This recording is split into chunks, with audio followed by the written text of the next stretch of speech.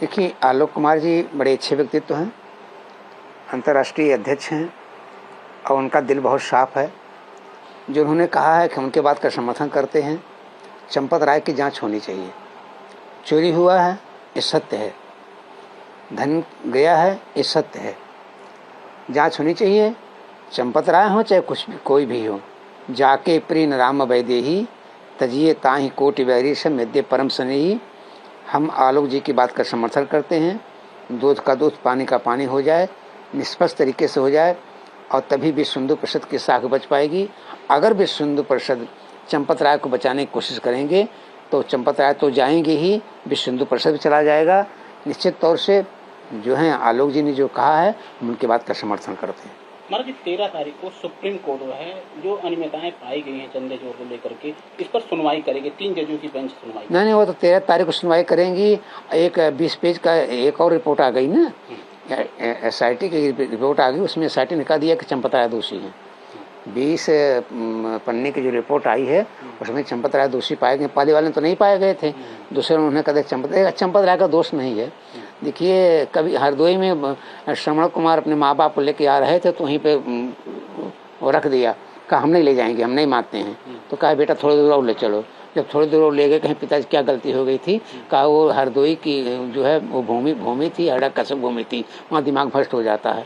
तो वैसे ही चंपत राय बिजनौर के नजीबाबाद रहने वाले थे, जहाँ पर सुल्ताना डाकू रहता था। तो उस मिट्टी का असर है। सुल्ताना डाकू डाका तो डालता था लेकिन गरीबों में बांट देता था। तो उस मिट्टी का असर है, जहाँ के रहने वाले हैं, डाका तो डाले हैं लेकिन लोगों को बांट दिए हैं। जांच इनकी होनी चाहिए।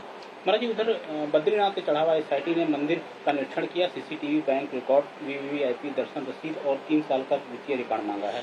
अब देखिए, शुरुआत अयोध्या से हो गई, सब जगह लोग कर रहे हैं। बद्रीनाथ हो रहा है, केदारनाथ हो रहा है, सब जगह चोरी कर रहे हैं।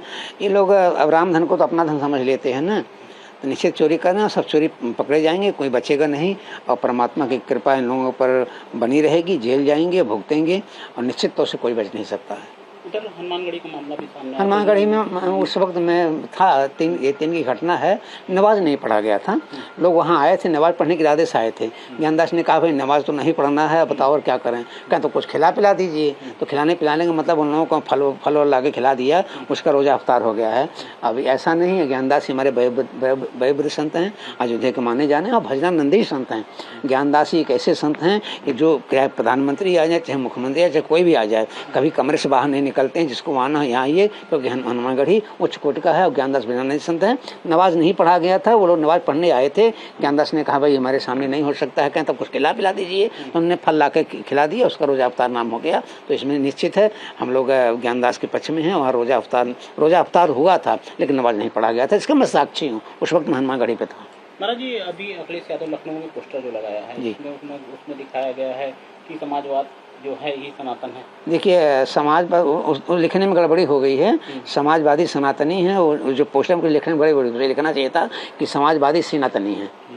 समाजवादी सनातनी, सनातनी शब्द लिखना तो उनका सनातनी कि डिक्टेटरशिप करते हैं। समाजवादी सनातनी हो ही नहीं सकता है, समाजवादी सनातनी हो सकता है। इस तरीके से पोस्टर वार शुरू हो चुका है। अब वो कितनों सुधारेंगे, हो नहीं पाएगा ना, नहीं हो पाएगा। इसमें जो है अब वो एक सनातन का सहारा ले रहे हैं, सब पक्ष ढूंढ चुके हैं कि सनातन का सहारा लेने वाले अखिलेश जी, लेकिन सनातन का सहारा ले नहीं पाएंगे क्योंकि बहुत देर हो चुकी है हुजूर आते आते।